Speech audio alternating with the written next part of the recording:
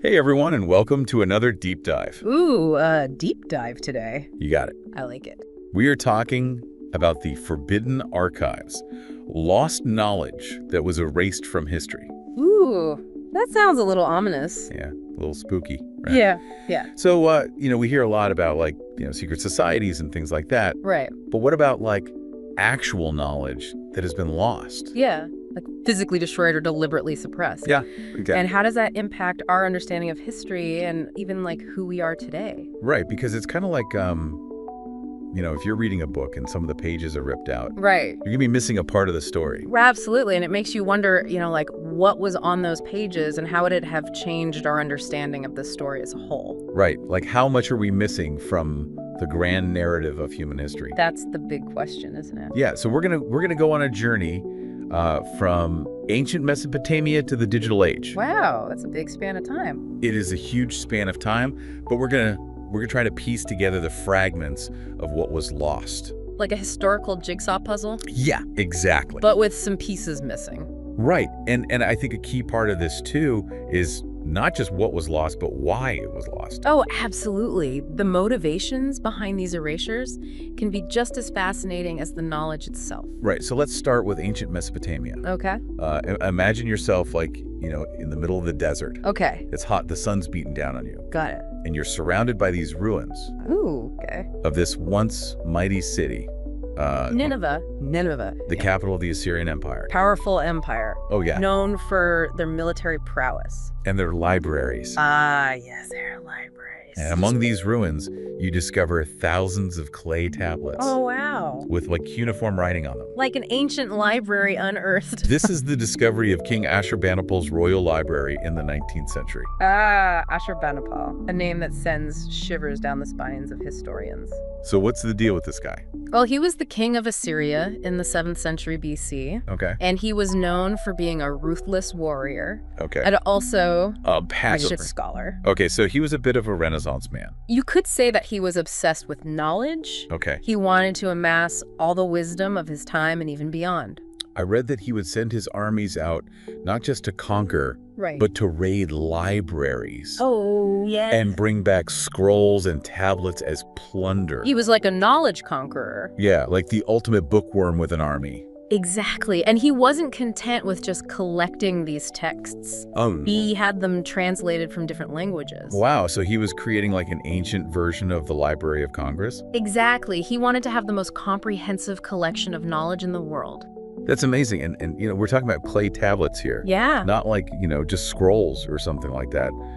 This is a serious commitment to preserving knowledge. Absolutely. These clay tablets were incredibly durable, and they were meticulously organized. Oh, yeah. I read about that. They were categorized by subject, and they even had these things called entry records. Ah, yes. Essentially an ancient card catalog system. Wow, so they were like the original librarians. In a way, yes. They had a very sophisticated understanding of knowledge management for their time. That's incredible.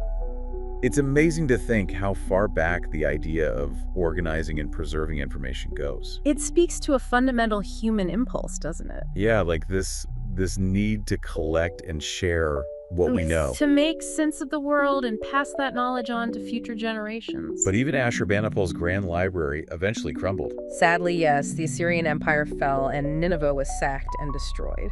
So all that knowledge just vanished. Well, not all of it. Thankfully, many of the clay tablets survived, buried beneath the ruins for centuries. Right, until archaeologists rediscovered them in the 19th century. Exactly, and it was a monumental find. It gave us an unprecedented glimpse into the intellectual world of ancient Mesopotamia. And it makes you wonder how much more is out there still waiting to be discovered. Oh, I'm sure there are countless treasures still buried beneath the sands of time. Well, maybe we'll uncover some of them in our next deep dive, but for now, Right. let's shift our focus from ancient Mesopotamia to another iconic lost library. Let me guess, the Library of Alexandria. You got it. Ah, the stuff of legends. Right, this wasn't just any library. This was like the Google of the ancient world. It was the intellectual hub of its time, attracting scholars from all over the Mediterranean and beyond. I remember learning about it in school and being just captivated by the image of this massive library filled with scrolls from all corners of the known world. It was a place where knowledge was valued and preserved and where groundbreaking discoveries were made. But then, of course, there's that whole story about it burning down. Yes, the tragic tale of the Library of Alexandria's demise. So was it really a single catastrophic fire that destroyed it all? Or is there more to the story? Well, like most things in history, it's a bit more complicated than that. Okay, I figured. The popular narrative blames Julius Caesar. Oh, yeah, I remember that. For accidentally starting a fire during his conquest of Egypt. Right. But recent scholarship suggests that the library's decline was a more gradual process. Oh, so more of a slow burn than a sudden inferno? Exactly. It might have been a combination of factors: funding cuts, political instability, maybe even environmental changes like rising sea levels. Wow, so even the greatest library in the world was vulnerable to the forces of history. It's a reminder that knowledge is fragile. Yeah, it needs to be actively protected and preserved. And that even then, it's not always guaranteed to survive. That's a sobering thought for sure. But even in its decline, Alexandria's legacy is undeniable. Right. Think about the groundbreaking work of Euclid, whose theories of geometry are still taught today. Yeah, or Archimedes, the brilliant mathematician and inventor. Precisely, these thinkers were able to build upon the knowledge that was amassed and preserved at the Library of Alexandria.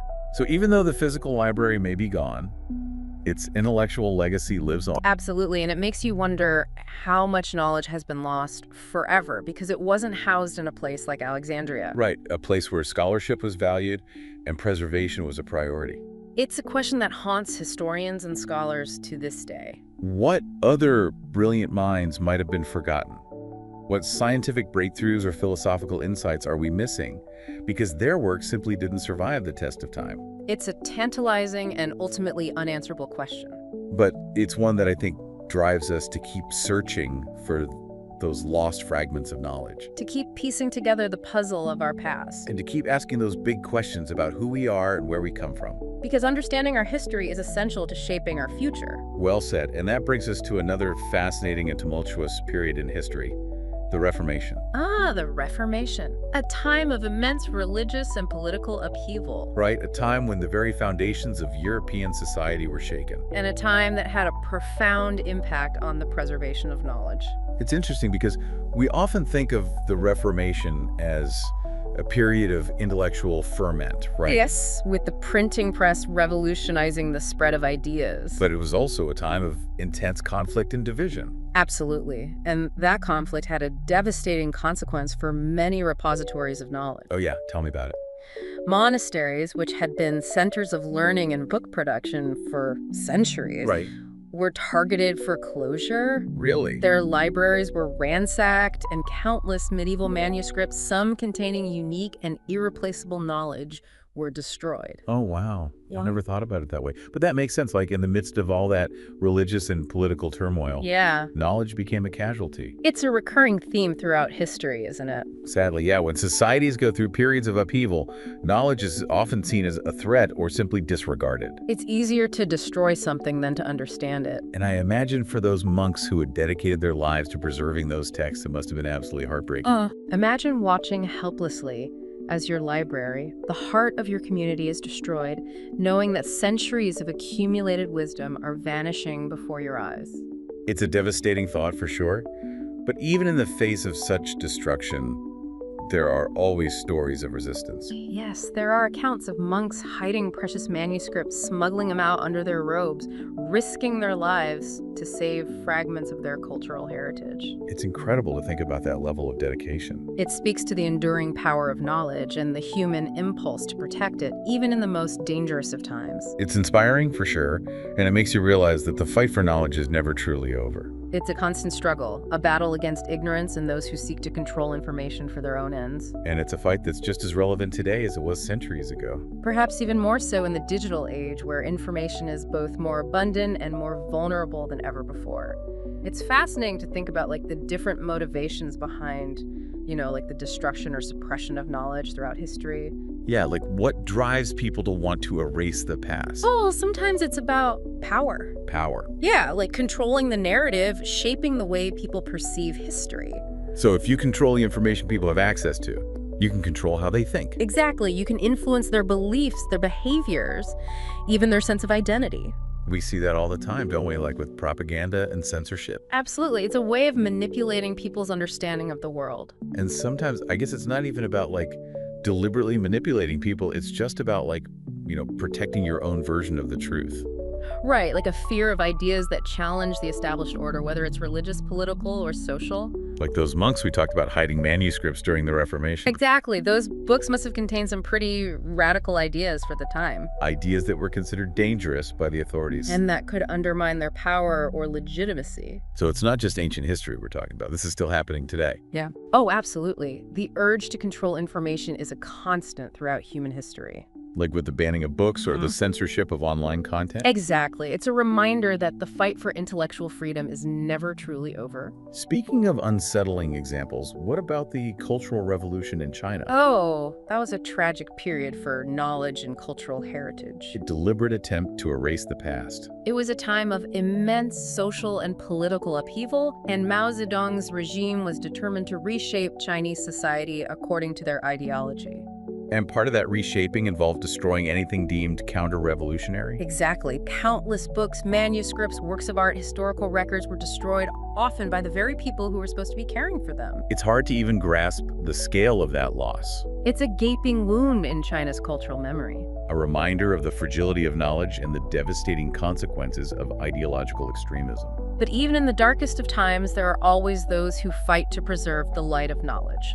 Like those librarians in Sarajevo who smuggled books out of the besieged city during the Bosnian War. Or the archivists in Timbuktu who hid ancient manuscripts from extremist groups. Those stories are so inspiring. They remind us that the human spirit can triumph even in the face of incredible adversity. It's a testament to the enduring power of knowledge and the belief that it's worth fighting for. And it gives me hope that even in today's world where we're facing so many new challenges to knowledge, Right. there are people out there who are working tirelessly to protect and preserve it. Absolutely. And I think it's important to highlight those efforts to celebrate those who are on the front lines of the battle for knowledge. Because their work is essential to ensuring that future generations have access to the information they need to understand the world and make informed decisions. It's about empowering people with knowledge, giving them the tools to think critically and challenge the status quo. And it's about recognizing that knowledge is not just a collection of facts, but a living, breathing thing that needs to be nurtured and shared. It's a shared inheritance that connects us to the past and guides us towards the future. But in the digital age, the fight to protect knowledge takes on a whole new dimension. Right. Absolutely. We're facing challenges that previous generations couldn't have even imagined. Like, what are some of the unique threats to knowledge in the digital realm?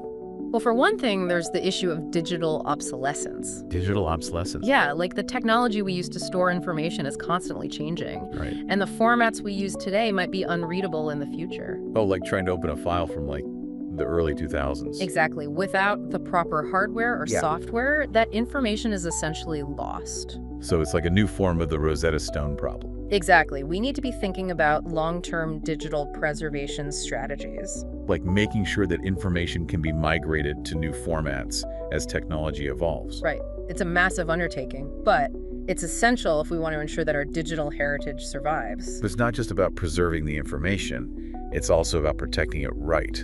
Oh, absolutely. Cybersecurity is a huge concern. I mean, we hear about data breaches and cyber attacks all the time. And those attacks could just as easily target archives, libraries, research institutions. Imagine losing irreplaceable historical records, scientific data cultural artifacts to a hacker or a hostile government. It would be a devastating loss, not just for the institution that was attacked, but for humanity as a whole. So it's like a new form of warfare. In a way, yes, where knowledge itself is the battlefield. We need to be building digital fortresses around our collective memory. Absolutely, and those fortresses need to be constantly evolving to stay ahead of the threats. But it's not just about external threats, Yeah. right? There's also the issue of information manipulation from within. Right, you're talking about things like deepfakes, disinformation campaigns, the spread of conspiracy theories. It's like a new kind of information warfare where the battle is for our minds. And the weapons are algorithms targeted advertising and cleverly crafted narratives. Designed to exploit our biases and fears. It's becoming increasingly difficult to discern truth from falsehood. So how do we fight back? How do we become more discerning consumers of information in this age of digital manipulation? Well, it starts with education. Education. Yeah, teaching people how to evaluate sources, how to recognize bias, how to think critically about the information they encounter online. So we need to be more media literate. Exactly. We need to develop the skills to navigate the digital landscape and be more discerning about the information we consume. And it's not just about being skeptical of everything we see online. Right, it's also about being aware of our own biases. Our own bias. Yeah, the filters through which we process information. We all have our preconceived notions and beliefs that shape how we see the world. Exactly, and those biases can make us more susceptible to manipulation So we need to be more self-aware and more open to challenging our own assumptions. and to seeking out diverse perspectives. It's about being intellectually humble and recognizing that we don't have all the answers. It's a lot to think about, but it's essential if we want to be responsible stewards of knowledge in the digital age. It's not just about protecting ourselves, it's about safeguarding the very foundations of a free and informed society. Well, we've explored some pretty dark territory in this part of our deep dives. We have. We've seen how knowledge can be deliberately destroyed, manipulated, and suppressed. For political, ideological, or even personal gain. And we've glimpsed the challenges of preserving knowledge in the digital age. Where new threats emerge alongside incredible opportunities. But before we get too bogged down in the doom and gloom, Yeah. I think it's important to remember that the human spirit is incredibly resilient. You're right. Throughout history, we've seen individuals and communities fight back against censorship, rebuild what was lost, and find creative ways to protect and share knowledge. That's the beauty of the human spirit, isn't it? It gives me hope for the future. Me too. And in the final part of our exploration, we'll delve into some of those inspiring stories, as well as explore strategies for safeguarding knowledge in the future. We'll also consider the ethical questions surrounding access to information, cultural heritage, and the power dynamics that shape the way knowledge is produced, disseminated, and controlled. Sounds like a fascinating discussion. Mm-hmm. I'm looking forward to it. It's a lot to process, all this talk of lost knowledge and digital threats. It can be a bit overwhelming, right? Yeah, but I keep coming back to this idea that knowledge is power. Absolutely. And it's a power that we can all tap into. So where do we even begin? What can we do as individuals to protect knowledge and make sure it's accessible to everyone? Well, for starters, we can support the institutions that are already doing this work. Like libraries, archives, museums. Exactly. Those are the guardians of our collective memory. But those are like huge institutions, right? What can one person really do to make a difference? You'd be surprised small actions can have a big impact. Okay, like what? Well, you can volunteer at your local library, donate to archival preservation projects, support open access publishing initiatives. Oh yeah, open access, that's a big one. It is. It's about breaking down the barriers to knowledge, making it freely available to everyone. Regardless of their income or location? Exactly, because knowledge shouldn't be a luxury. It should be a right. And it's not just about academic research, right? It's about making all kinds of knowledge accessible. Absolutely. Literature, history, art, music, cultural heritage, all the things that make life rich and meaningful. And it's not just about making information available. It's about presenting it in a way that's engaging and accessible. Right. We need to use the power of storytelling, visual media, interactive technologies to bring knowledge to life. So it's not just about preserving the past, it's about making it relevant to the present. Exactly, and inspiring future generations to keep the flame of knowledge burning bright. Speaking of the past, I wanted to circle back to something we talked about earlier, the issue of displaced archives. Ah, yes. That's a complex and often contentious issue. It is. Imagine these vast collections of documents, photographs, artifacts, cultural objects that were taken from their place of origin. Often during periods of war conquest or colonial expansion. And now they're housed in institutions far from the communities they represent. It raises all sorts of ethical questions about ownership access and the right to control the narrative of the past. Who gets to decide what happens to these archives? Who should have access to them? And how do we ensure that they're used responsibly and respectfully? It's a tough one, for sure. There are no easy answers. But I think it's a conversation that we need to have. Absolutely. We need to acknowledge the injustices of the past and work towards solutions that are equitable and just. And it's not just about repatriating physical objects or documents. It's also about acknowledging the knowledge that was lost or suppressed as a result of colonialism, cultural assimilation, or the silencing of marginalized voices. It's about reclaiming those narratives, amplifying those voices, and ensuring that future generations have access to a more complete and nuanced understanding of history. It's a huge task, but it's an important one. It is, and it's one that requires collaboration and a willingness to listen to different perspectives. Well, we've covered a lot of ground in this deep dive. We have. From ancient libraries to the digital age, we've explored the many ways knowledge can be lost, suppressed, and rediscovered. And we've seen how the fight to protect knowledge is an ongoing struggle, a struggle that's just as relevant today as it was centuries ago. But in the midst of all the challenges, Yeah, there's also a lot of hope. there is. We've seen incredible examples of resilience and creativity to individuals and communities, finding ways to preserve and share knowledge, even in the most difficult of circumstances. It's inspiring for sure, and it reminds us that we're not alone in this fight. There's a whole community of knowledge champions out there, people who are passionate about preserving the past and shaping the future. And we can all be part of that community. Absolutely. In our own ways, we can all contribute to the preservation and dissemination of knowledge. So keep exploring, keep questioning, and keep sharing what you learn. The world needs your curiosity, your insights, and your passion for knowledge. Well said. Thank you for joining us on this deep dive into the Forbidden Archives. It's been a pleasure. Until next time, keep the flame of knowledge burning bright.